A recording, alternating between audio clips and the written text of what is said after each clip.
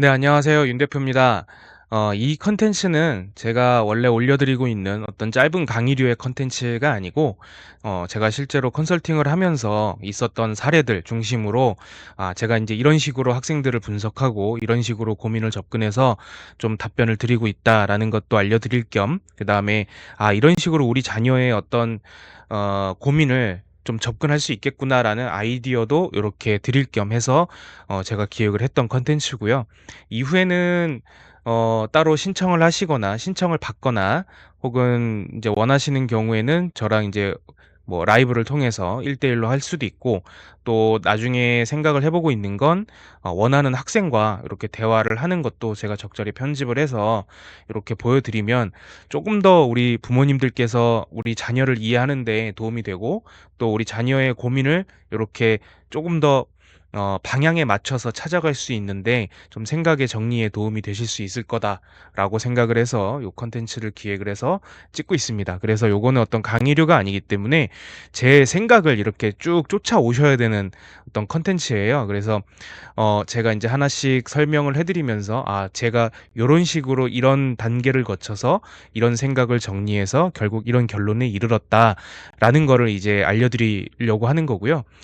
그렇기 때문에 저도 제가 컨설팅을 할 때에는 늘 먼저 말씀을 드리고, 그다음 늘 학생에게 얘기를 하는 게 "내가 설득하러 나와 있는 게 아니다. 네가 공부를 해야 된다고 설득을 하러 나와 있는 게 아니라 이런 이런 상황이고 너가 이런 이런 성향인데 이런 이런 방법을 썼기 때문에 아마 안 맞았을 거다.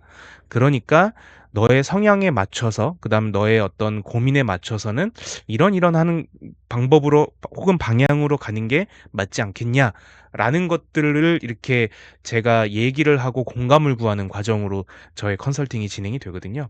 그래서 인제 제가 뭐 하나씩 소개를 해 드릴 것들은 다 요런 류의 것들이고, 그냥 일반적인 어떤 뼈대를 중심으로 제가 어떤 식으로 생각을 전개해서 결론에 도달하는지를 알려드리기 위해서 혹은 공유하기 위해서 이 영상을 찍고 있습니다.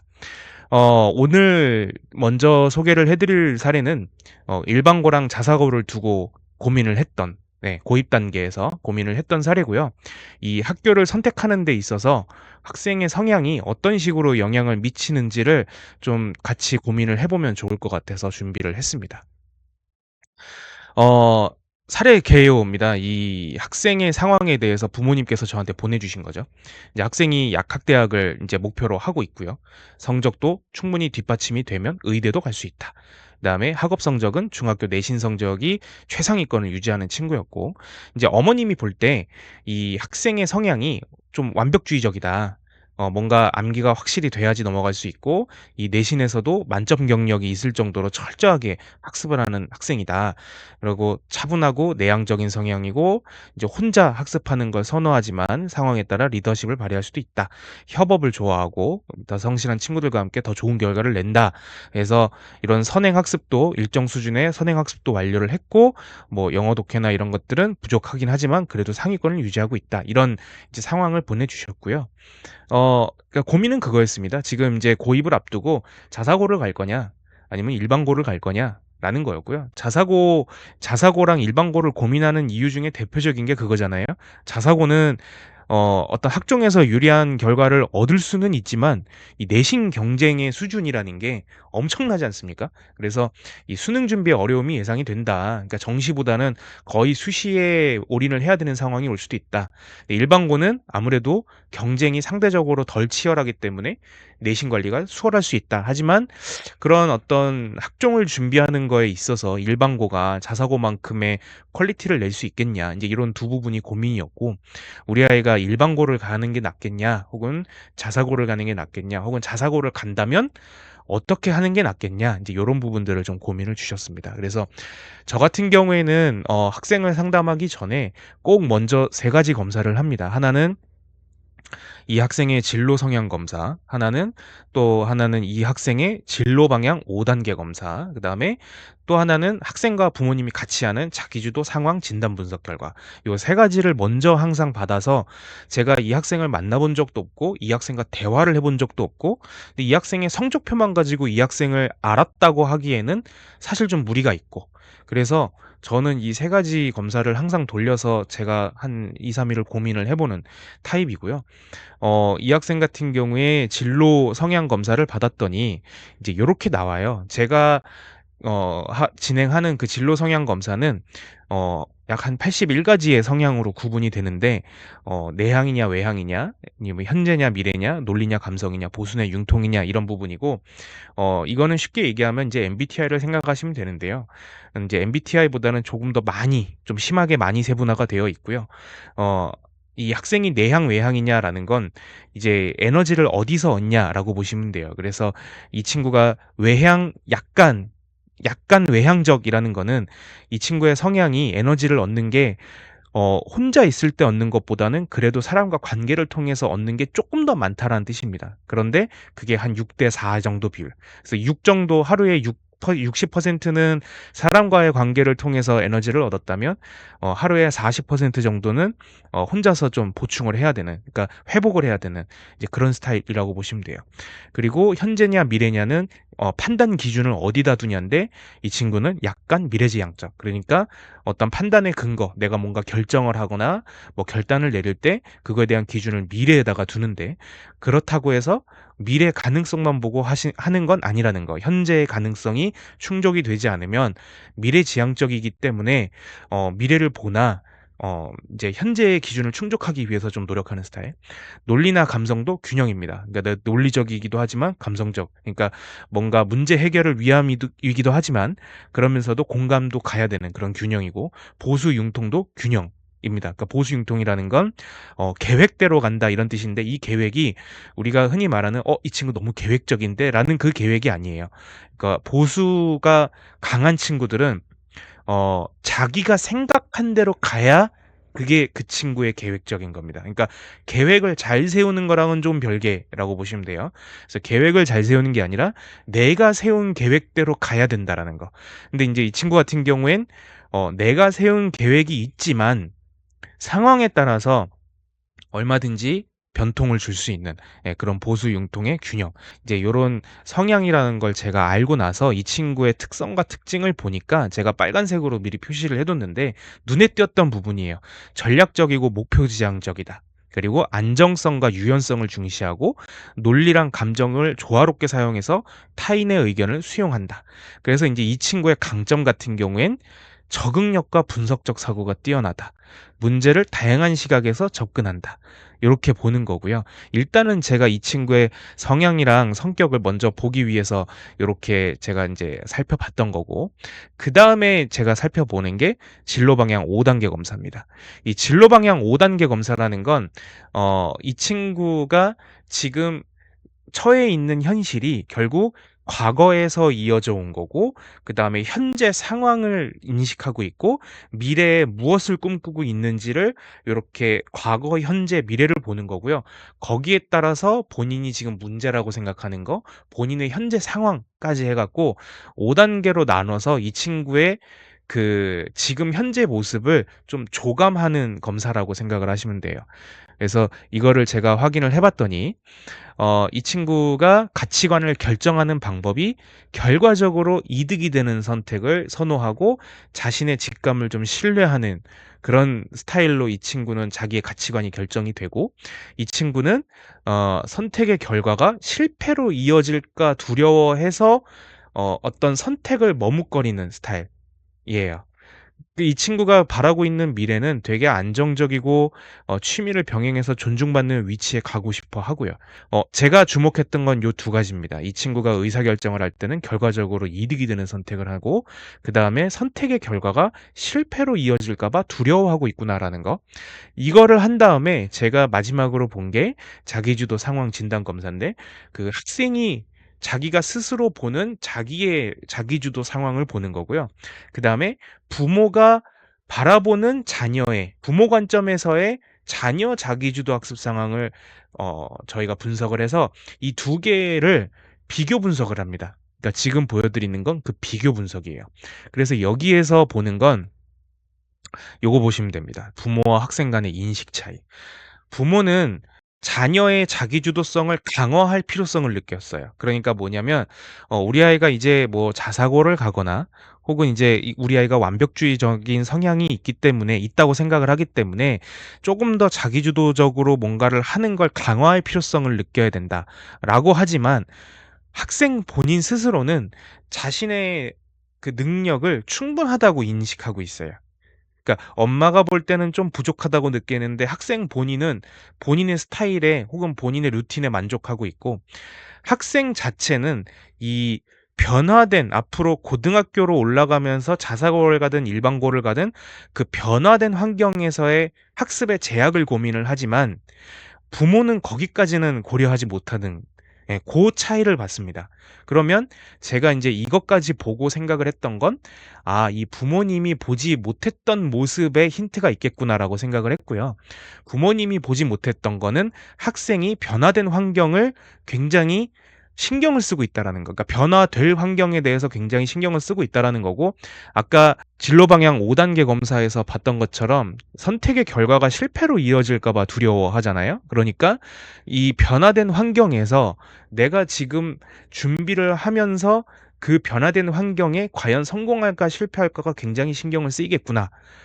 까지 제가 생각을 정리하고 나서 인제 쭉 제가 그 생각을 정리했던 과정을 한번 설명을 해 드리면, 첫 번째로 이 학생이 약대 진학을 목표로 하고 있고 그다음에 자사고와 일반고 선택에서 고민을 했잖아요. 그러면서 부모와 학생의 진단 결과에서 의견 차이를 봤어요. 부모는 학생의 성취를 완벽주의로 이해를 했지만 학생은 실패랑 불확실성에 대한 두려움으로 철저한 준비를 선호하는 리스크 회피형이구나라고 이해를 한 겁니다. 그러니까 완벽주의랑 리스크 회피형은 전혀 다른 느낌입니다. 그러니까 완벽주의는 뭐든지 완벽하지 않으면 내가 좀 힘들어하는 스타일이에요. 그래서 뭐든 다 완벽하게 하려고 하는데, 그 완벽하게 하려고 하는 게 완벽을 추구하기 때문에 완벽하려고 하는 게 아니라 이거를 했을 때에, 그러니까 하지 못했을 때 돌아오는 리스크가 싫기 때문에 철저하게 준비를 하는 스타일인 겁니다. 그러니까 이 관점 차이가 굉장히 큰데, 왜냐면 진단 결과랑 그 부모님이 보셨던 고민 사이에서 일치를 했던 건 철저한 준비를 한다는 거예요. 결국 이 완벽주의로 보여졌던 모습도 이 친구가 철저하게 꼼꼼히 준비를 했기 때문에 그렇게 보여졌는데, 차이점은 뭐였냐면 도전을 원하지만 실패 가능성이 큰 상황을 회피하려고 그랬고, 준비된 상황에서는 적극적이지만 그러니까 즉흥적으로 뭘 해야 될 때는 소극적이 돼요. 그러니까 결국 리스크를 그러니까 회피한다고 생각을 했는데, 제가 여기까지 읽고 나서 결론을 내렸던 건 '아, 리스크를 피하는 건 아니구나.' 왜냐면 그 도전을 원하기 때문에 그 리스크를 피하는 건 아니에요. 그러니까 '아, 리스크를 관리하려고 하는 친구구나, 이 친구는.'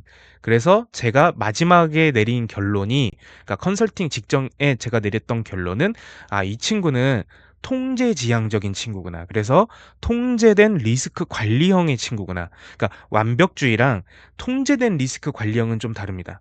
그러니까 그 통제된 리스크 관리형은 완벽하지 않아도 괜찮아요. 완벽하지 않아도 괜찮지만 그 실패에 대한 리스크를 본인이 통제할 수 있다라고 인식을 해야 돼요. 그러면 이 친구에 대한 모든 선택이나 환경은 이 친구가 리스크를 통제할 수 있도록 만들어 줘야 된다라는 겁니다. 그래서 그런 특징은 실패의 가능성을 최소화하기 위해서 철저하게 준비를 하고 그 자신의 성과와 환경을 통제해서 안정감을 추구하려고 해요. 그래서 통제 가능한 환경을 줘야 되고요. 불확실성을 줄여야 돼요. 이렇게까지 보고 나서 두 학교를 비교해 보니까 자사고의 장점은 물론 우수한 진학 실적이죠. 그런데 단점은 내신 경쟁이 치열해요. 일반고의 장점은 안정적인 학습 환경에 내신 관리가 용이해요. 그런데 그 학종에 대한 준비가 부족하다 그랬어요. 그러면 여기에서 과연 이 친구가 통제할 수 있는 건 뭐고 통제를 할 수 없는 건 뭘까 그랬을 때, 저는 이 자사고의 단점 부분은 이 친구가 통제할 수 없는 거라고 느낄 거라고 생각을 해요. 왜냐면 전국에서 공부를 잘하는 친구들이 다 모이기 때문에 우리 반에 전교 1, 2, 3, 4 1 등부터 뭐 5 등까지 있을지 그거 모르잖아요. 그러니까 그건 내가 통제를 할 수 있는 게 아니에요. 내가 열심히 한다고, 물론 올 100점 맞으면 1 등급이겠죠. 근데 내가 열심히 한다고 나만 잘해서 이 등급이 올라갈 수 있는 구조가 아닐 수도 있다라는 거. 그러니까 그러면 그런 환경에서 이런 통제된 리스크 관리형의 친구는 좀 불안함을 느낄 거다. 초조함을 느낄 거다. 그런데 일반고 같은 경우에는 내가 잘하면 얼마든지 상위권에서 놀 수 있기 때문에, 그러니까 상위권이라는 건 전교 뭐 5등, 10등 안에서 놀 수 있기 때문에 그런 경우라면 그 정도 리스크는 본인이 그러니까 통제를 할 수가 있다. 여기에서의 단점은 결국 이 활동 기회가 상대적으로 부족하다라는 건데, 이거는 내가 시간을 쪼개서 뭔가 활동을 하고 관련된 뭔가를 써서 이거를 인제 선생님과의 좋은 관계 속에서 생기부를 기록할 수 있다라는 점이 있기 때문에 이거는 오히려 통제를 할 수 있지 않을까.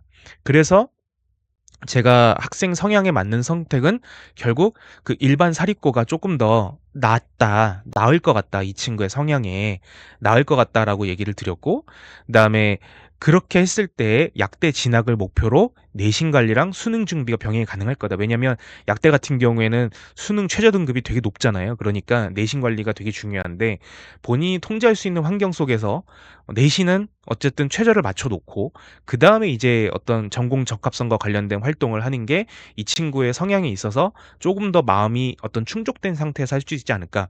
그런데 그럼에도 불구하고 자사고를 가고 싶을 수 있잖아요. 그래서 인제 제가 드렸던 그 B안은 만약에 자사고를 가게 된다면 예측 가능한 환경을 만들어야 돼요. 그러니까 이 친구는 어쨌든 통제된 리스크를 관리를 해야 되니까 거기에 대한 리스크를 통제를 할 수 없다면 거기에 대한 리스크에 대한 대책을 미리 많이 시뮬레이션 해 보고 들어가라라는 거였어요. 그러니까 제일 A안은 일반 사립고를 들어가서 내신에서 좋은 성적을 유지한 다음에 가는 게 좋겠다라는 거였고, 그럼에도 불구하고 자사고를 선택해서 들어갔다 그러면 어 내가 자사고 안에서 마주칠 수 있는 모든 리스크를 미리 시뮬레이션, 정리, 대안까지 한번 생각을 해 보고 그리고 들어가서 리스크를 맞닥뜨려라. 그래야 어 처음 보는 리스크에 멘탈이 무너지지 않고 거기에 초조해지지 않을 수 있다라는 게 마지막 결론이었습니다. 그래서 제가 고민은 거의 한 몇 시간을 했고 상담은 1 시간을 했지만 요렇게 제가 이제 상담을 진행하고요. 어 이 영상을 보시면서 어떤 생각이 드셨는지는 모르겠지만 결국 그 진학이라는 거, 입시라는 거는 학생 개인이 해야 되잖아요. 그러면 방법적인 부분도 학생 개인에게서 찾아야 되고, 그 개인에 대한 부분은 그 개인의 성향과 과거에서부터 어떤 선택의 기준들을 갖고 있는지 찾는 거에서부터 시작을 해야 됩니다.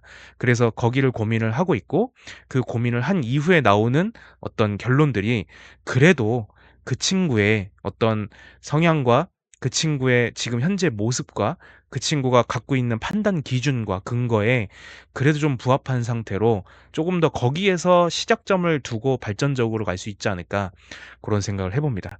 그래서 도움이 되셨는지 모르겠습니다. 그래서 요런 콘텐츠들을 좀 지속적으로 일 주일에 한 번씩이라도 이렇게 찍어서 올려보는 걸로 그렇게 도움을 좀 드릴 수 있도록 하겠습니다. 감사합니다.